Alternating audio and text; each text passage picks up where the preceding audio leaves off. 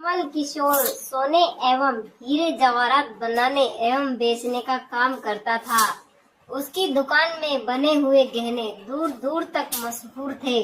लोग दूसरे शहर से भी कमल किशोर की दुकान से गहने लेने एवं बनवाने आते थे। चाहे हाथों के कंगन हो, चाहे गले का हार हो, चाहे कानों के कुंडल हो, उसमें हीरे एवं सोने की बहुत सुंदर मीनाकारी होती कि सब देखने वाले देखते ही रह जाते। इतना बड़ा कारोबार होने के बावजूद भी कमल किशोर बहुत ही शांत एवं सरल स्वभाव वाला व्यक्ति था। उसको इस माया का इतना रंग नहीं चढ़ा हुआ था। एक दिन उसका कोई मित्र उसकी दुकान पर आया, जो कि अपने पत्नी सहित वृंदावन धाम से होकर वापस आ रहा था। तो उस मित्र ने सोचा कि चलो थोड़ा सा प्रसाद अपने मित्र कमल किशोर को भी देता चलूं। उसकी दुकान पर जब वह पहुंचा तब कमल किशोर का एक कारीगर एक सोने एवं हीरे जड़ित बहुत सुंदर हार बनाकर कमल किशोर को देने के लिए आया था। कमल किशोर उस हार को देख ही रहा था कि उसका मित्र उसकी दुकान पर पहुंचा। कमल किशोर का मित्र अपने साथ वृंदावन से एक बहुत सुंदर लड्डू गोपाल, जिसका स्वरूप अत्यंत मनमोहक था, साथ लेकर आया था। जब उसका मित्र दुकान पर बैठा था तो उसकी गोद में लड्डू गोपाल जी विराजमान थे।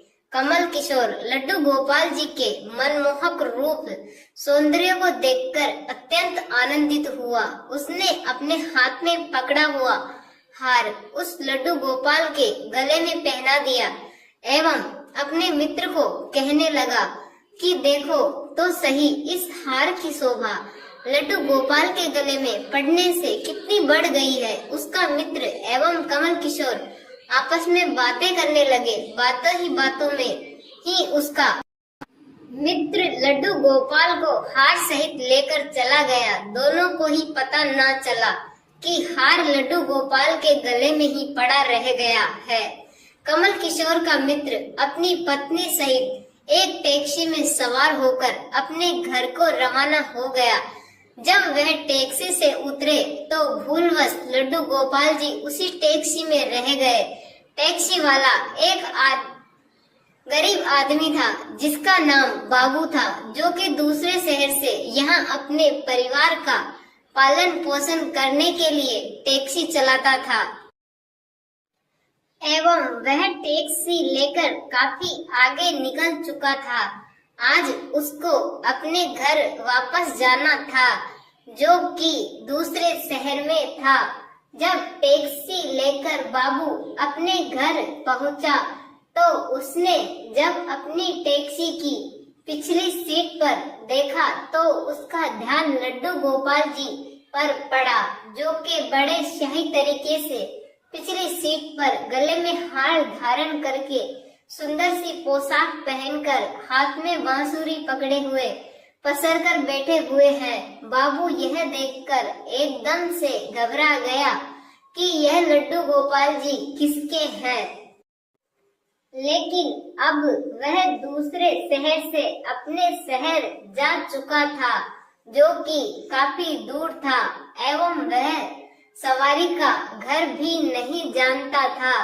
तो वह दुविधा में पड़ गया कि वह क्या करे।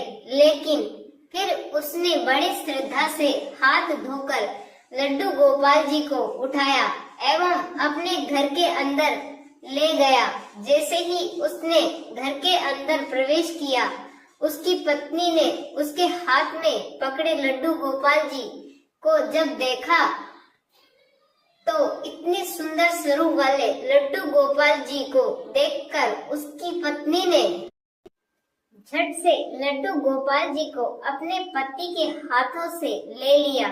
उसकी पत्नी, जिसकी 8 साल शादी को हो चुके थे, उसके अभी तक कोई संतान नहीं थी, लेकिन गोपाल जी को हाथ में लेते ही उसका वात्सल्य भाव जाग उठा। उसकी ममतामयी एवं करुणामयी आंखें झरझर बहने लगी। ममता वश एवं वात्सल्य भाव के कारण ठाकुर जी को गोद में उठाते ही उसको ऐसे लगा उसने किसी अपने ही बच्चे को गोद में उठाया है। उसके स्तनों से अपने आप दूध निकलने लगा। अपनी ऐसी दशा देखकर बाबू की पत्नी मालती बहुत हैरान हुए। उसने कसकर गोपाल जी को अपने सीने से लगा लिया एवं आंखों में आंसू बहाती बोलने लगी, अरे बाबू, तुम नहीं जानते कि आज तुम मेरे लिए कितना अमूल्य रत्न लेकर आए हो। बाबू कुछ समझ नहीं पा रहा था कि मेरी पत्नी को अचानक से क्या हो गया है, लेकिन उसकी पत्नी तो जैसे बावरी सी हो गई थी। वह गोपाल जी को जल्दी जल्दी अंदर ले गई एवं उससे बात करने लगी। अरे लाला, इतनी दूर से आए हो, तुम्हें भूख लगी होगी। एवं उसने जल्दी जल्दी मधु एवं घी से बनी चूरी बनाकर एवं गर्म दूध करके ठाकुर जी को भोग लगाया। उधर कमल किशोर ने जब अपनी दुकान पर हार को ना देखा तो उसको याद आया कि हार तो ठाकुर जी के गले में ही रह गया है। तो उसने अपने मित्र को संदेशा भेजा। तो मित्र ने आगे से जवाब दिया, अरे मित्र, वह माखन चोर एवं चित्त चोर हार सहित खुद ही चोरी हो गया है। मैं तो खुद इतना परेशान हूँ। कमल किशोर अब थोड़ा सा परेशान हो गया कि इतना कीमती हार न जाने कहाँ चला गया। मुझे तो लाखों का नुकसान हो गया, लेकिन फिर भी अपने सरल स्वभाव के कारण उसने अपने मित्र को कुछ नहीं कहा एवं उसने अपने मन में सोचा कि कोई बात नहीं, मेरा हार तो ठाकुर जी के ही अंग लगा है। अगर मेरी भावना सच्ची है तो ठाकुर जी उसको पहने रखे। उधर बाबू एवं उसकी पत्नी मालती दिन रात ठाकुर जी की सेवा करते। अब तो मालती एवं बाबू को लड्डू गोपाल जी अपने बेटे जैसे ही लगने लगे। लड्डू गोपाल जी की कृपा से अब मालती के घर एक बहुत ही सुंदर बेटी ने जन्म लिया। इन सब बातों का श्रेय वह लड्डू गोपाल जी को देते कि यह हमारा बेटा है एवं अब हमारी बेटी हुई है। अब हमारा परिवार पूरा हो गया। मालती लड्डू गोपाल जी को इतना स्नेह करती थी कि रात को उठ उठ कर देखने जाती थी कि लड्डू गोपाल जी को कोई कष्ट तो नहीं है। ऐसे ही एक दिन कमल किशोर को व्यापार के सिलसिले में दूसरे शहर आना पड़ा। यहाँ पर बाबू रहता था, लेकिन दुर्भाग्यवश जब वो उस शहर में पहुंचा तो अचानक से इतनी तेज बारिश शुरू हो गई कि कमल किशोर को जहाँ पहुंचना था वहाँ पहुंच ना सका एवं तब वहाँ बाबू अपनी टैक्सी लेकर आ गया एवं उसने परेशान कमल किशोर को पूछा, बाबूजी, आप यहाँ क्यों खड़े हो? बारिश तो रुकने वाली नहीं एवं सारे शहर में पानी भरा हुआ है। आप अपनी मंजिल तक ना पहुँच पाओगे एवं ना ही कहीं एवं रुक पाओगे और मेरा घर पास ही है। अगर आप चाहो तो मेरे घर आ सकते हो। कमल किशोर, जिसके पास सोने एवं हीरे के काफी गहने थे, वह अनजान टैक्सी वाले के साथ जाने के लिए थोड़ा सा घबरा रहा था, लेकिन उसके पास एवं कोई चारा भी नहीं था एवं वह बाबू के घर उसके साथ टैक्सी में बैठकर चला गया। घर पहुंचते ही बाबू ने मालती को आवाज दी कि आज हमारे घर मेहमान आए हैं, उनके लिए खाना बनाओ। कमल किशोर ने देखा कि बाबू का घर एक बहुत छोटा सा लेकिन व्यवस्थित ढंग से सजा हुआ है। घर में अजीब तरह के इत्र की खुशबू आ रही है जो कि उसके हृदय को आनंदित कर रही थी। जब मालती ने उनको भोजन परोसा तो कमल किशोर को उसमें अमृत जैसा स्वाद आया। उसका ध्यान बार बार उस दिशा की तरफ जा रहा था जहाँ पर ठाकुर जी विराजमान थे। वहां से उसको एक अजीब तरह का प्रकाश नजर आ रहा था। तो हार कर कमल किशोर ने बाबू को पूछा कि अगर आपको कोई ऐतराज न हो तो क्या आप बता सकते हो कि उस दिशा में क्या रखा है? मेरा ध्यान उसकी तरफ आकर्षित हो रहा है।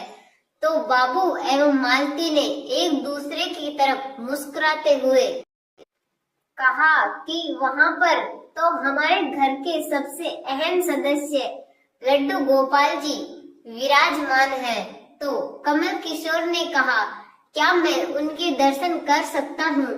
तो मालती उनको उस कोने में ले गई जहाँ पर लड्डू गोपाल जी विराजमान थे। कमल किशोर लड्डू गोपाल जी को एवं उनके गले में पड़े हार को देखकर एकदम से हैरान हो गया। यह तो वही लड्डू गोपाल है एवं यह वही हार है जो मैंने अपने मित्र के लड्डू गोपाल जी को डाला था। कमल किशोर ने बड़ी विनम्रता से पूछा कि यह गोपाल जी तुम कहाँ से लाए? बाबू, जिसके मन में कोई छल कपट नहीं था, उसने कमल किशोर को सारी बात बता दी कि कैसे उसको सौभाग्य से गोपाल जी मिले एवं उनके हमारे घर आने से हमारा दुर्भाग्य सौभाग्य में बदल गया। तो कमल किशोर ने कहा, क्या तुम जानते हो कि जो हार ठाकुर जी के गले में पड़ा है उसकी कीमत क्या है? तो बाबू एवं मालती ने बड़ी विनम्रता से हाथ जोड़कर कहा कि जो चीज हमारे लड्डू गोपाल जी के अंग लग गई, हम उसका मूल्य नहीं जानना चाहते एवं हमारे लाला के सामने किसी चीज, किसी हार का कोई मोल नहीं है। तो कमल किशोर एकदम से चुप हो गया एवं उसने मन में सोचा कि चलो अच्छा है, मेरा हार ठाकुर जी ने अपने अंग लगाया हुआ है। अगले दिन जब वह चलने को तैयार हुआ, कमल किशोर एकदम से हक्का बक्का रह गया कि यह तो इतने पैसे हैं जितने की उस हार की कीमत है। उसकी आंखों में आंसू आ गए कि जब तक मैंने निश्चल भाव से ठाकुर जी को वह हार धारण करवाया हुआ था, तब तक उन्होंने पहने रखा। मैंने उनको पैसों को सुनाया तो उन्होंने मेरा अभिमान तोड़ने के लिए मुझे पैसे दे दिए हैं। वह ठाकुर जी से क्षमा मांगने लगा, लेकिन अब हो भी क्या सकता था। इसीलिए हमारे अंदर ऐसे भाव होने चाहिए कि उसमें अहंकार न होकर विनम्रता होनी चाहिए एवं ठाकुर जी जैसा चाहते हैं वैसा ही होता है। हम तो निमित्त मात्र है। कौन ठाकुर जी को वृंदावन से लाया एवं किसके घर आकर वह विराजमान हुए, यह सब ठाकुर जी की लीला है। जिसके घर रहना है, जिसके घर सेवा लेनी है, यह सभी जानते हैं। हम लोग तो निमित्त मात्र हैं, बस हमारे भाव शुद्ध होने चाहिए। कैसी लगी मेरी ये कहानी? कृपया कमेंट बॉक्स में अपनी प्रतिक्रिया जरूर दें एवं पसंद आई हो तो वीडियो को लाइक एवं चैनल को सब्सक्राइब जरूर करें और कमेंट बॉक्स में बताएं कि आप भी लड्डू गोपाल जी से कितना प्यार करते हैं।